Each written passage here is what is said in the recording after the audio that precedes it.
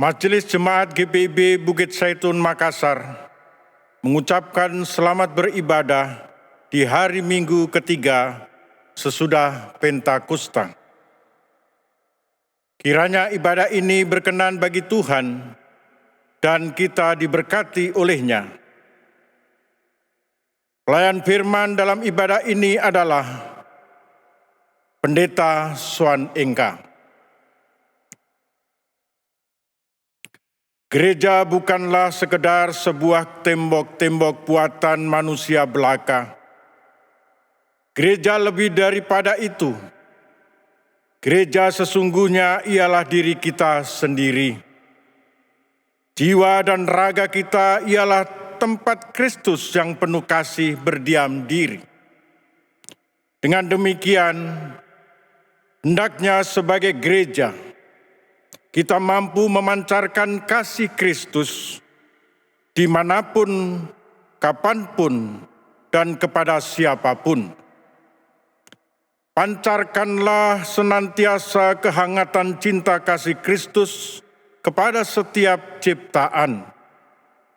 Di bulan pelayanan kesaksian GPIB saat ini, marilah kita menjadi berkat bagi banyak orang dengan terus menyuarakan Injil Kristus melalui karya pelayanan sebagai gereja, serta menjadi gereja yang tidak egois, yang hanya memikirkan dirinya sendiri, melainkan gereja yang misioner. Kiranya GPIB terus hadir menabur kasih yang menumbuhkan sukacita dan harapan mulai dari kota hingga ke pelosok desa. Biarlah GPIB melalui pos-pos Polkesnya menjadi perpanjangan tangan Kristus yang merangkul di tengah situasi dan kondisi yang berat dan sulit saat ini. Sebab melalui kasih sesungguhnya, harapan tidak akan pernah hilang. Kasih mampu menghangatkan yang dingin, menyembuhkan yang terluka, memulihkan yang remuk redam, dan membangkitkan yang terjatuh. Marilah kita berdiri menyambut firman Tuhan yang hadir di tengah-tengah persekutuan kita.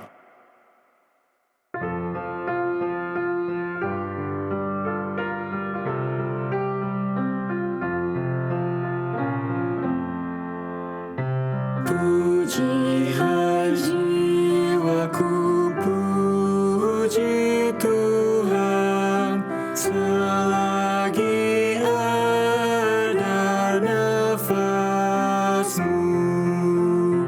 Allahku, patutlah ku agungkan sepanjang umur hidupku. Hayatku Dia yang beri, Dia ku puji tak henti. Haleluya, haleluya.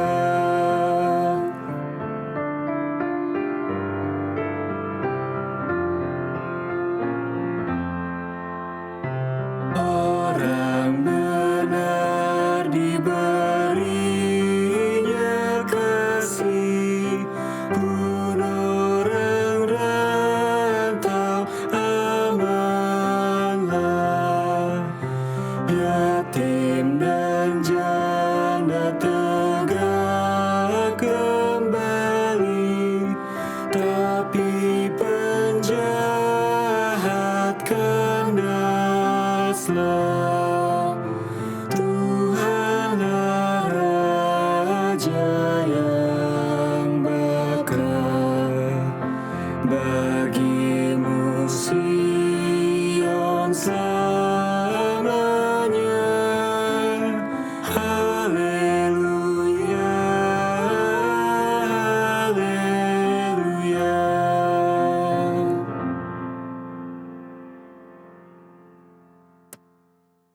Pertolongan kita adalah dalam nama Tuhan yang menjadikan langit dan bumi.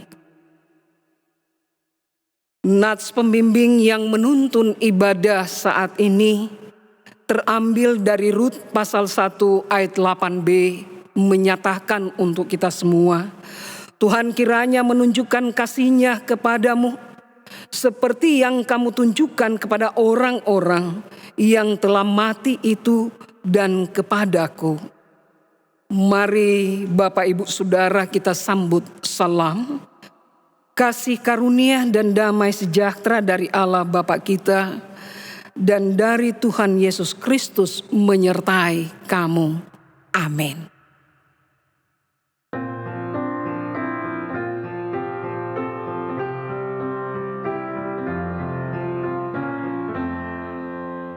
Pujilah Tuhan Sang Raja yang Maha Mulia, segenap hati dan jiwaku pujilah Dia. Datang berkau, berilah musikmu bergaul, angkatlah puji-pujian.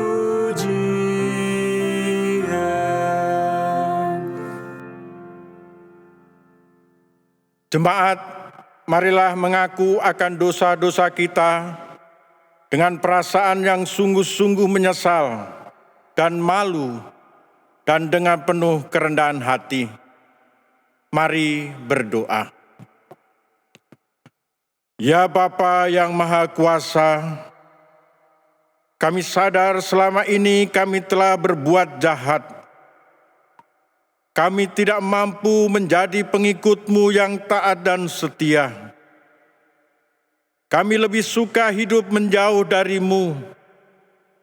Kami lebih suka melanggar firman-Mu dibandingkan dengan menjadi pelaku firman-Mu. Ampunilah kami ya Tuhan. Ya Tuhan, kami belum mampu menjadi pembawa damai sejahtera-Mu di tengah dunia tempat kami berada. Kami gagal menaburkan kasih-Mu untuk menumbuhkan harapan tanpa pandang rupa dan pamrih. Kami sadar akan keegoisan kami. Kami sadar selama ini kami hanya hidup untuk diri sendiri. Sedangkan mereka yang kami sebut saudara hanya yang kami kenal dan dekat dengan kami. Kami lebih sering berputus asa, tidak percaya akan kehadiran-Mu, meragukan kuasa-Mu, menolak uluran tangan kasih-Mu. Ampunilah kami ya Tuhan yang Maha Pengasih. Ya Tuhan, layakkanlah kami kembali untuk menerima pengampunan-Mu. Dengarlah permohonan kami serta nyatakanlah kiranya belas kasih-Mu atas kami. Hanya dalam nama Kristus Yesus, kami berdoa dan memohon pengampunan-Mu. Dengarlah ya Tuhan. Amin. Berita anugerah kepada setiap orang yang telah mengaku dosa dan bertobat, disampaikan berita anugerah pengampunan seperti yang tertulis dalam Daniel pasal 9 ayat 9 sampai 10. Pada Tuhan Allah kami ada kesayangan dan keampunan. Walaupun kami telah memberontak terhadap Dia dan tidak mendengarkan suara Tuhan Allah kami yang menyuruh kami hidup menurut hukum yang telah diberikannya kepada kami dengan perantaraan para nabi hamba-hambanya. Berdasarkan firman Tuhan itu, maka sebagai pelayan Yesus Kristus kami memberitakan bahwa pengampunan dosa telah berlaku dalam nama Bapa, Anak, dan Roh Kudus. Syukur kepada Tuhan. Amin.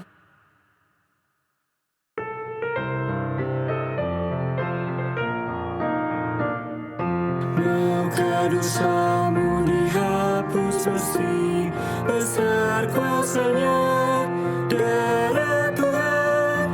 Kau akan menang dari kuasa gelap, ajak kuasa darah Tuhan. Ada kuasa dalam darah-Nya, Anak Domba Allah. Ada kuasa dalam darah-Nya, darah Anak Domba Allah.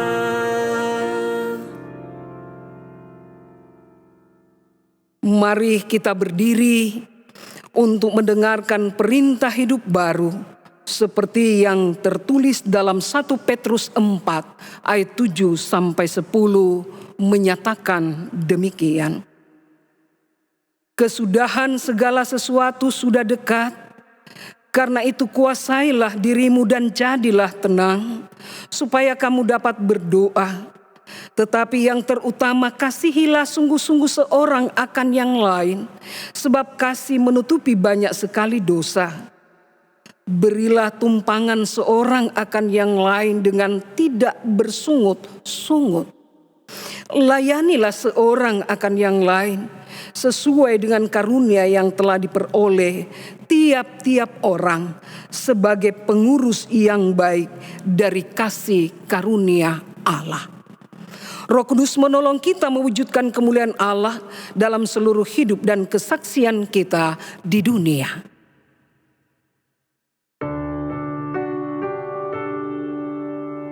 Kemuliaan bagi Bapa, Putra, dan Roh Kudus, seperti semula, kini dan terus, dan kekal selama-lamanya. Amin.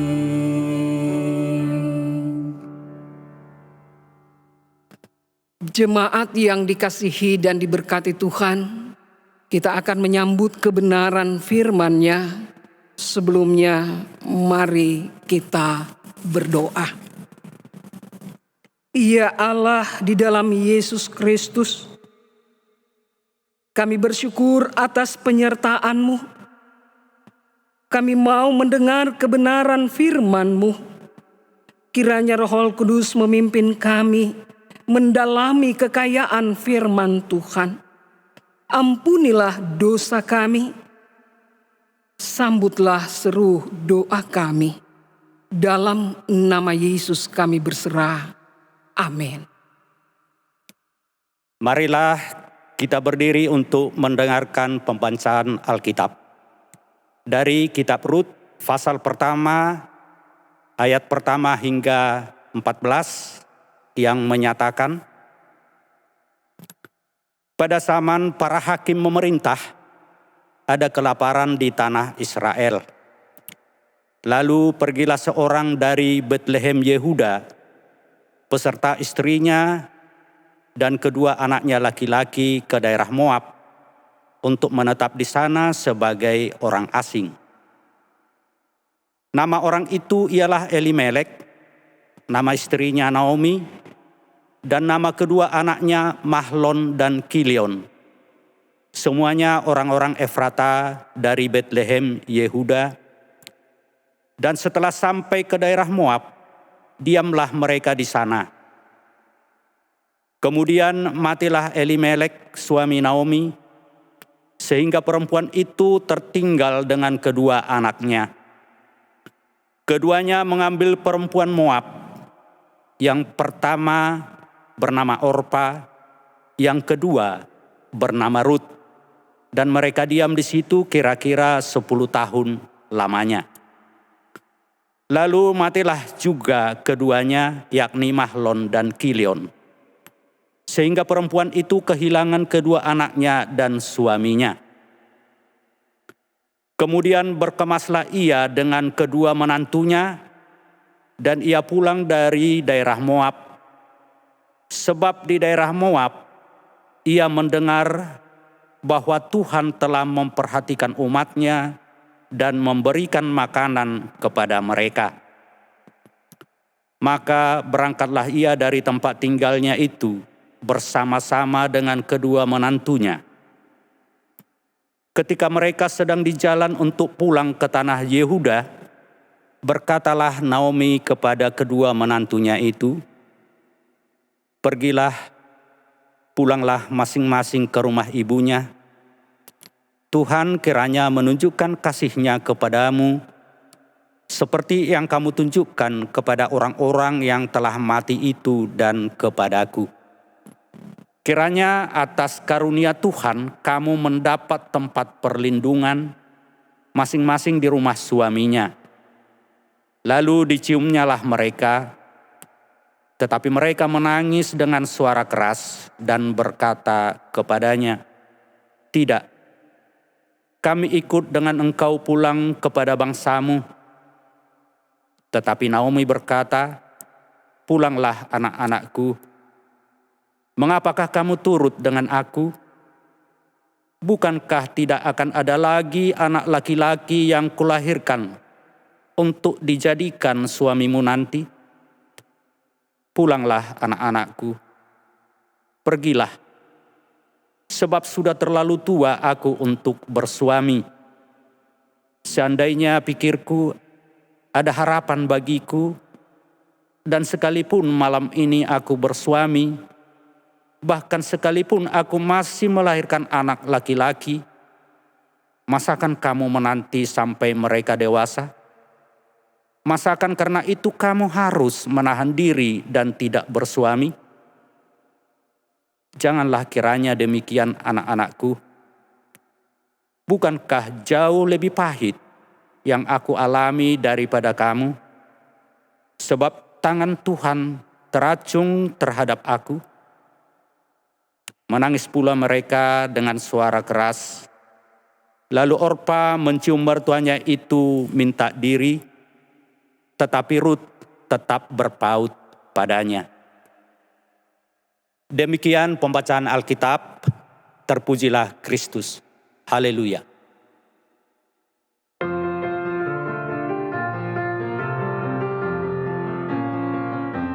Haleluya,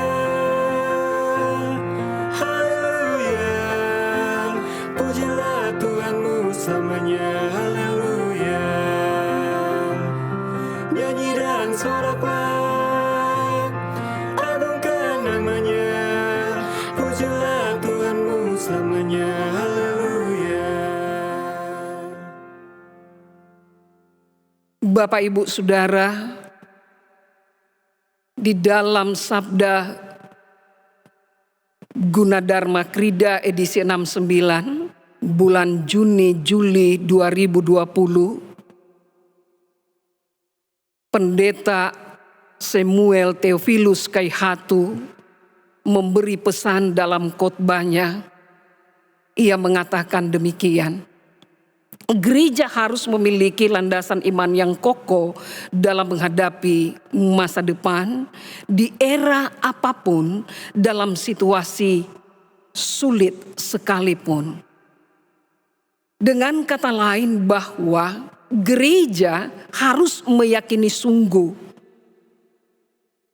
Allah yang telah menebus masa lampau kita adalah Allah yang sama menemani masa kini kita, dan Allah yang sama pula mempersiapkan masa depan kita. Pesan yang disampaikan ini tentu punya dasar yang jelas, yaitu diangkat dari kehidupan keluarga Elimelek. Elimelek memiliki istri Naomi, 2 anak Maklon dan Kilyon. Demikian juga mereka mempunyai anak mantu Orpa dan Rut. Kisah keluarga ini menarik untuk kita simak bersama, Bapak Ibu Saudara. di mana pada zaman hakim-hakim terjadi kelaparan di Betlehem.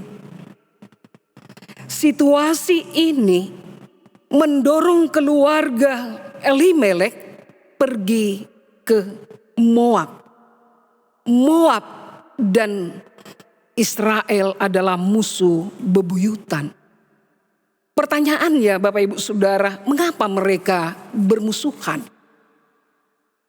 Karena bangsa Israel memiliki kebanggaan, memiliki kesombongan rohani, menganggap bahwa hanya mereka umat yang diselamatkan oleh Allah. Sementara bangsa asing, bangsa Moab adalah bangsa yang kafir, bangsa yang najis. Hal ini Bapak Ibu Saudara bisa kita lihat di mana Raja Daud selalu dibanggakan sebagai Raja Israel yang pemerintahannya praktis, meliputi seluruh dunia pada zamannya.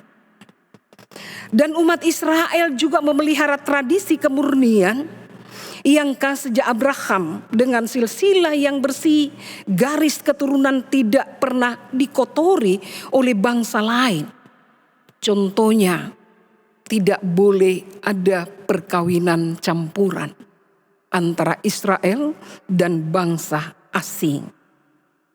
Nah, silsilah Israel memang berasal dari satu nenek moyang, dan mereka bangga dengan keturunan secara biologis itu. Karena itu Bapak Ibu Saudara, mereka menganggap bangsa asing, sekali lagi Moab, adalah bangsa najis atau bangsa kafir. Disinilah Tuhan menegur kesombongan dengan menghadirkan Rut menjadi nenek moyang Raja Daud. Bapak Ibu Saudara, Elimelek sebagai pendatang di Moab berarti Elimelek dan keluarganya adalah warga kelas 2. Tetapi pilihan mereka di tengah situasi bala kelaparan adalah Moab. Mereka meninggalkan Betlehem yang adalah tempat di mana Allah memberikan jaminan atas hidup dan kehidupan, di mana Allah selalu dan senantiasa melindungi, menyertai mereka. Itu dapat kita lihat arti Betlehem adalah rumah roti. Dari sinilah kita menarik makna tadi, bahwa Allah Israel sesungguhnya adalah Allah yang tidak akan pernah membiarkan umatnya terabaikan. Tetapi keluarga Elimelek telah mengambil keputusan meninggalkan jaminan yang datang dari Allah. Dan mereka lebih memilih berlindung kepada Baal. Berlindung kepada dewa Moab, dewa asing. Apakah dengan pindah dan berlindung kepada dewa asing persoalan selesai, Bapak Ibu Saudara? Tentu tidak.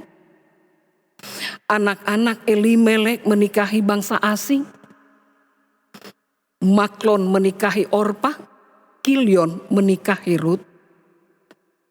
Lalu perjalanan hidup menjadi berubah di saat Elimelek meninggal, diikuti kedua anaknya Maklon dan Kilion. Pergumulan yang dirasakan oleh Naomi semakin berat. Naomi kehilangan suaminya, Naomi kehilangan anak-anaknya, bahkan ia berada di tempat yang asing. Sampai-sampai di tengah penderitaan, Naomi berucap bahwa inikah kutukan dari Tuhan. Sampai Naomi merubah nama menjadi Mara, artinya pahit. Kehidupan yang dijalani oleh Naomi sungguh pahit, syarat penderitaan. Di Bethlehem dengan jaminan dari Allah, justru ditinggalkannya ia pindah ke tengah bangsa asing. Hidup semakin menderita. Bapak Ibu Saudara bersyukur kemudian keadaan di Yehuda mengalami pemulihan dari Tuhan. Bala kelaparan berakhir. Itu berarti datang harapan baru bagi Naomi dan anak-anak mantunya. Naomi mengambil keputusan kedua, meninggalkan Moab, kembali ke kampung halamannya. Ia menyambut jaminan yang dari Allah, bukan jaminan dari bangsa asing. Hal yang menjadi pergumulan kemudian adalah kedua anak mantu Naomi adalah janda asing. Aturannya, seorang janda asing dapat menjadi warga Israel atau diakui di Israel apabila ia menikah dengan warga Israel. Dan tentu yang harus menikahi adalah keluarga dekat Naomi. Istilahnya ditebus kembali.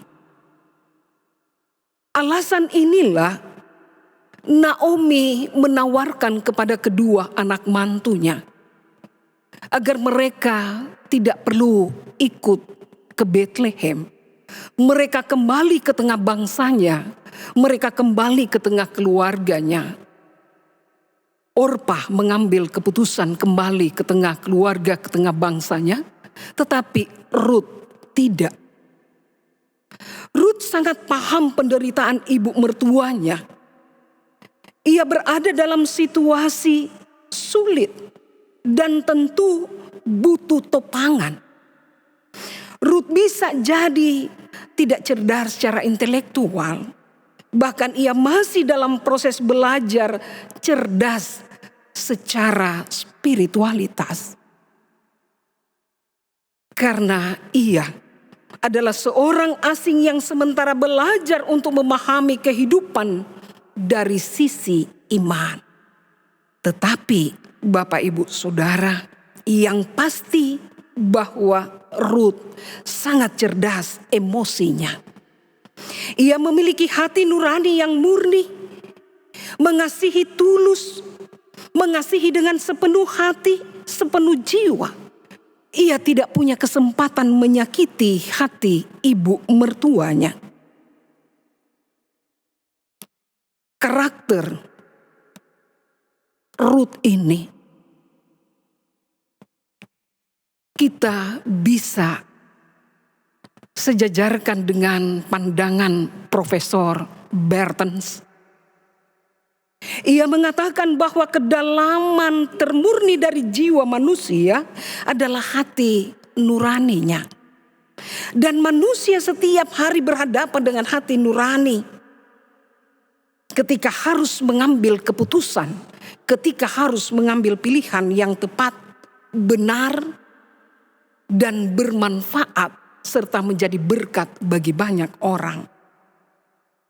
Dan dialah Rut. Kita temukan pada kepribadian Rut. Ia memiliki hati nurani yang murni. Ia berani mengambil keputusan.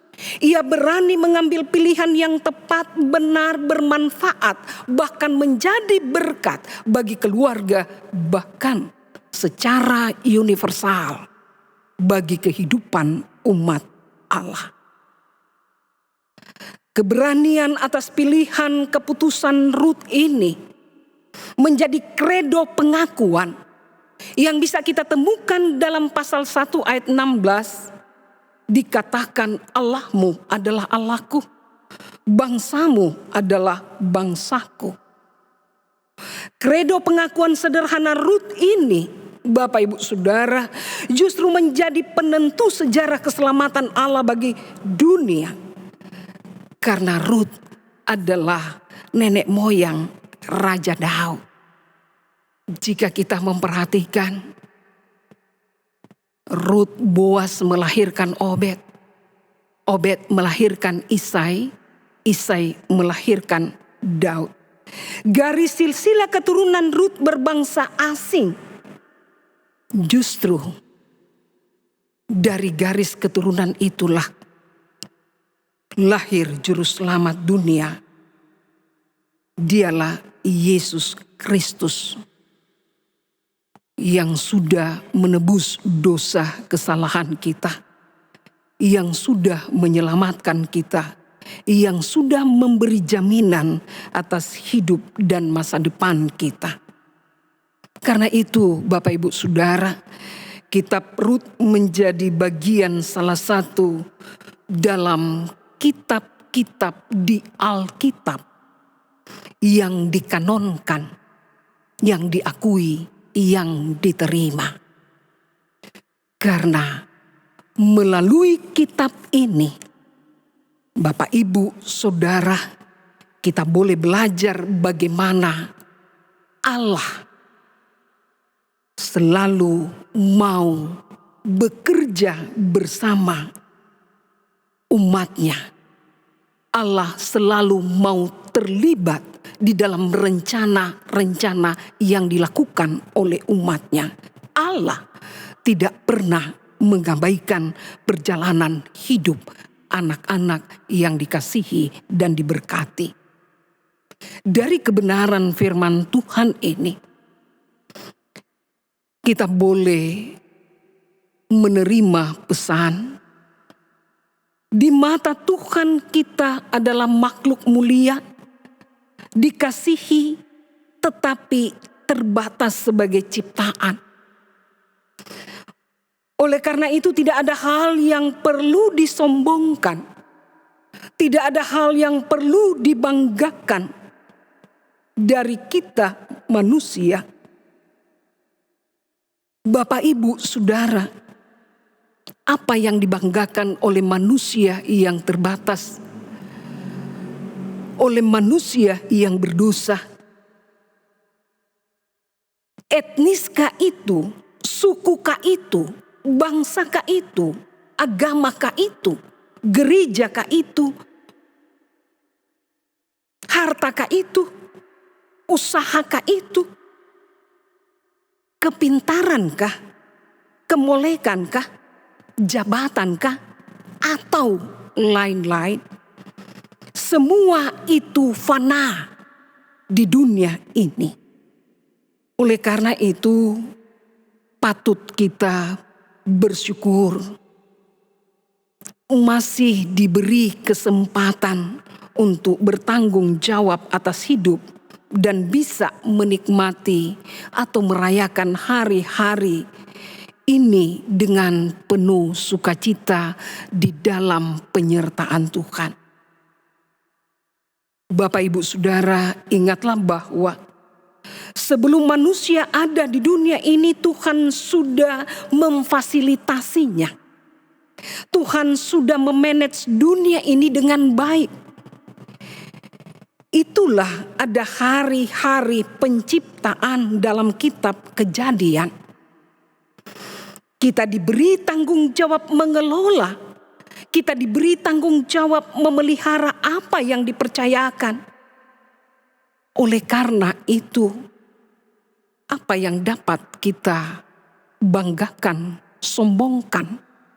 Karena semua yang kita kelola, yang kita perjuangkan adalah milik Allah. Kesempatan yang disediakan bagi kita untuk berkarya di dalam dunia ini. Ya, oleh karena itu, dimanapun kita selalu dituntun dan diajak jauh lebih baik membangun relasi atau hubungan yang baik dengan sesama daripada kita tekan, sekat, menganggap kehidupan kita lebih baik daripada orang lain. Jauh lebih baik Bapak Ibu Saudara, kita memberi kesejukan, memberi cinta kasih. Pendeta Samuel Theophilus Kaihatu mengatakan dalam khotbahnya, persekutuanmu adalah persekutuanku, juru selamatmu adalah juru selamatku. Ini memiliki makna yang cukup dalam, bahwa sebagai persekutuan anak-anak yang sudah diberkati dan dikasihi oleh Tuhan, mari kita saling menghargai, mari kita saling menghormati satu terhadap yang lain. Ingatlah bahwa hakikat manusia sebagai gambar Allah berada dalam relasi dengan Allah, berada dalam relasi dengan alam, berada dalam relasi dengan sesama manusia. Oleh karena itu, kita harus menjaga kesejukan, kenyamanan, hubungan relasi itu dengan Allah, dengan manusia, dengan alam semesta. Pesan yang kedua Bapak Ibu Saudara, bahwa hidup ini adalah pilihan. Pendeta Samuel Theophilus Kaihatu mengatakan dalam khotbahnya, biasanya manusia menentukan pilihan berdasarkan apa yang kelihatan oleh mata, apa yang didengar oleh telinga, dan apa yang kita pegang dengan tangan. Tanpa itu, atau tanpa logika, sulit mempercayakan diri pada jaminan yang tidak kelihatan. Hal inilah membutuhkan keberanian iman. Abraham diutus ke Kanaan karena keberanian iman. Ia tidak tahu apa yang terjadi, ia tidak pernah membayangkan apa yang terjadi di tempat yang disediakan Allah itu. Tapi dengan keberanian iman, ia mau menerima dan mau menjalaninya. Nuh membangun bahtera di atas gunung. Itu juga berdasarkan keberanian iman. Ia tidak tahu bagaimana nanti selanjutnya. Demikian Ruth memutuskan ikut Naomi meninggalkan bangsanya Moab, meninggalkan keluarganya, dan ia pergi ke Bethlehem.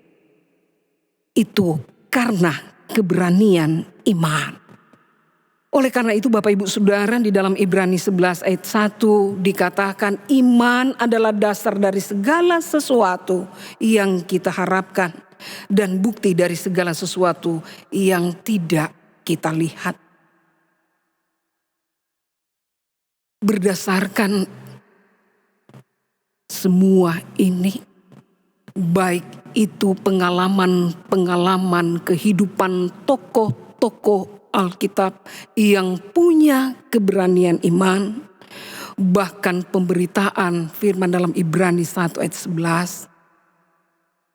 Kiranya ini menjadi kekuatan ketika kita melangkah bersama. Bahwa di tengah zaman yang berkembang, bahkan di tengah situasi yang sulit saat ini, karena COVID-19, biarlah kita tetap punya pengharapan bahwa kita berjuang mengisi hari-hari kehidupan bersama Tuhan. Karena Tuhanlah yang memberi jaminan melalui penebusan Yesus Kristus di masa lampau. Tuhan yang sama menemani kita menjalani hari-hari kehidupan di masa kini. Itu berarti ketika kita meletakkan iman dan harapan kepada Dia. Dia yang akan menuntun perjalanan kehidupan kita. Berserah sungguhlah kepada Tuhan. Tuhan selalu akan menyertai, memberkati perjalanan perjuangan hidup kita. Amin.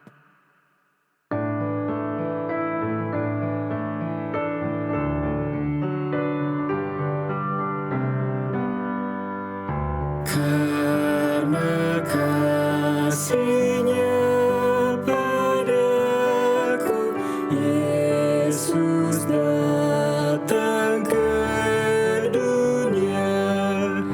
Ia telah memberi hidupnya gantiku yang bercela. Oh, betapa mulia dan ajaib kuasa-Nya, kasih juru selamat dunia, menebus manusia.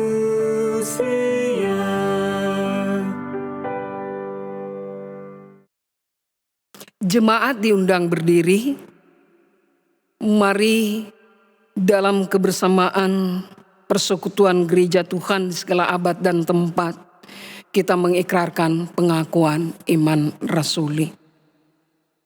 Aku percaya kepada Allah Bapa yang Maha Kuasa, Khalik langit dan bumi, dan kepada Yesus Kristus anaknya yang tunggal Tuhan kita, yang dikandung daripada Roh Kudus, lahir dari anak darah Maria, yang menderita di bawah pemerintahan Pontius Pilatus, disalibkan, mati dan dikuburkan, turun ke dalam kerajaan maut, pada hari yang ketiga bangkit pula dari antara orang mati, naik ke sorga, duduk di sebelah kanan Allah Bapa yang Maha Kuasa, dan akan datang dari sana untuk menghakimi orang yang hidup dan yang mati. Aku percaya kepada Roh Kudus, gereja yang kudus dan am, persekutuan orang kudus, pengampunan dosa, kebangkitan daging, dan hidup yang kekal. Jemaat disilakan duduk. Bapak Ibu Saudara yang dikasihi dan diberkati Tuhan, mari kita bersatu di dalam doa syafaat. Mari berdoa. Sungguh kami mengucap syukur dan berterima kasih karena kami telah disapa oleh kebenaran firman Tuhan. Tuntunlah kami menjadi pribadi yang tetap berserah pada rencana Tuhan, agar hidup dan masa depan kami dijamin oleh kasih karunia Allah. Kami bersyukur masih bisa bersekutu di rumah masing-masing dengan fasilitas pendukung secara virtual. Biarlah semua yang kami lakukan semakin mendekatkan diri kami kepadamu Tuhan. Dan Engkau akan selalu menyertai memberkati perjalanan hidup kehidupan kami. Terima kasih Bapa, terima kasih Tuhan Yesus. Kami datang membawa persekutuan GPIB Bukit Zaitun Makassar di bulan Pelkes ini. Biarlah kiranya tetap dapat mewujud nyatakan kesaksian dan pelayanan untuk kemuliaan nama Tuhan. Kami datang menyerahkan seluruh hidup kehidupan keluarga besar GPIB, sinodal, wilayah maupun lokal. Dalam pertolongan Tuhan di tengah kondisi saat ini, mari Tuhan, berkenan kiranya Engkau memberkati keluarga hamba-hambamu dimanapun berada. Memberkati para orang tua kami dalam usia lanjut. memberkati mereka yang sakit agar diberi kesembuhan, memberkati mereka yang berduka cita agar mendapatkan kekuatan dan penghiburan dari Tuhan. Kami sungguh percaya Tuhan, Engkau adalah tempat kami bergantung. Karena itu hanya kepadamu kami berharap dan hanya kepadamu kami berserah. Sebagai keluarga besar GPIB, kami berdoa untuk pemerintah pusat maupun ada di daerah yang saat ini berjuang bersama unsur-unsur yang terkait membendung penyebaran infeksi virus corona. Biarlah mereka berjuang, mereka bekerja bersama Tuhan mengatasi persoalan-persoalan di tengah kehidupan berbangsa dan bernegara. Tuhan menyertai. Tuhan memberkati. Di dalam kemurahan kasih Yesus Kristus yang telah mengajar kami berdoa. Bapa kami yang di sorga, dikuduskanlah namamu, datanglah kerajaanmu. Jadilah kehendak-Mu di bumi seperti di sorga. Berikanlah kami pada hari ini makanan kami yang secukupnya. Dan ampunilah kami akan kesalahan kami, seperti kami juga mengampuni orang yang bersalah kepada kami. Dan janganlah membawa kami ke dalam pencobaan, tetapi lepaskanlah kami daripada yang jahat. Karena Engkaulah yang empunya kerajaan dan kuasa dan kemuliaan sampai selama-lamanya. Amin. Jemaat Tuhan, kini saatnya kita memberikan persembahan syukur bagi Tuhan. Seperti firman dalam 1 Tawarik 16 ayat 34 yang menyatakan, "Bersyukurlah kepada Tuhan sebab Ia baik, bahwasanya untuk selama-lamanya kasih setianya." Tuhan memberkati saudara dan persembahan saudara.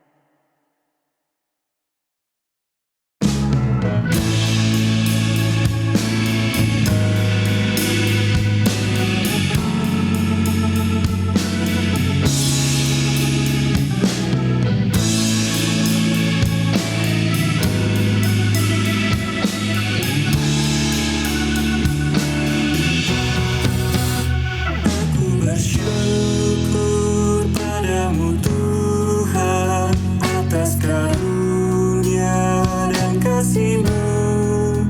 Seluruh jiwa, tubuh dan rohku ku persembahkan kepadamu.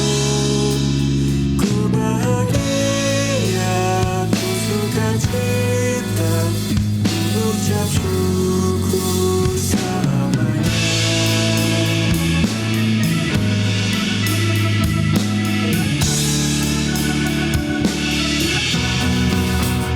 Tiada kata kami ungkapkan, hanyalah syukur kepadamu.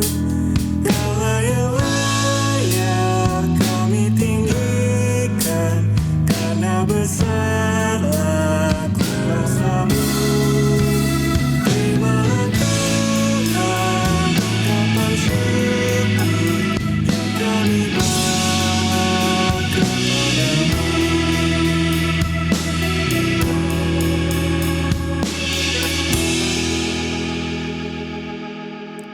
Jemaat, mari berdiri untuk menyerahkan persembahan ini dalam doa syukur.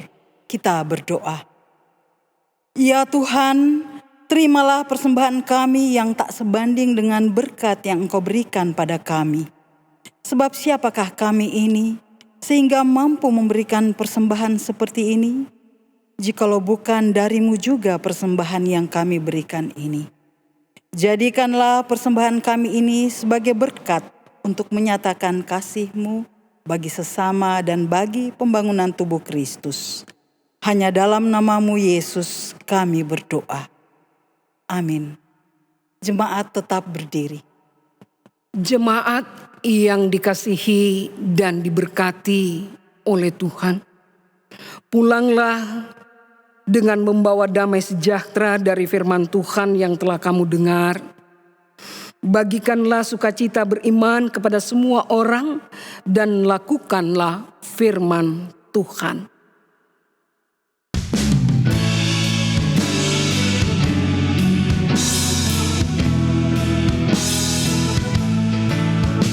Hai pergi dan wartakan Injil Kristus dalam karya dan dalam karsamu, baik di rumah, sekolah dan di kantor, juga di setiap waktu dan tempat. Bawa kasih dan bawa sukacita, panjang sabar serta lemah lembut. Itu sikap yang harus kau lakukan, karena Kristus nyata dalam hidupmu.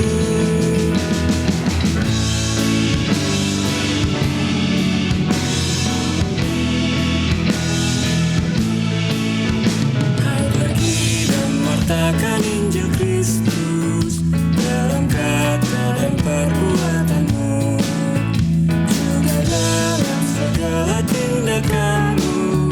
Jadikanlah firman Tuhan pandumu. Jangan takut, tegakkan keadilan dan berani berkata yang benar. Jangan bimbang dan jangan kaku hati, Roh Kudus membimbing dan menolongmu.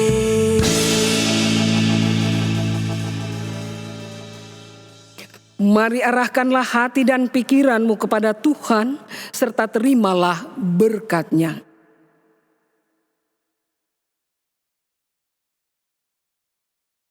Tuhan memberkati engkau dan melindungi engkau. Tuhan menyinari engkau dengan wajah-Nya dan memberi engkau kasih karunia. Tuhan menghadapkan wajah-Nya kepadamu dan memberi engkau damai sejahtera. Amin, amin, amin.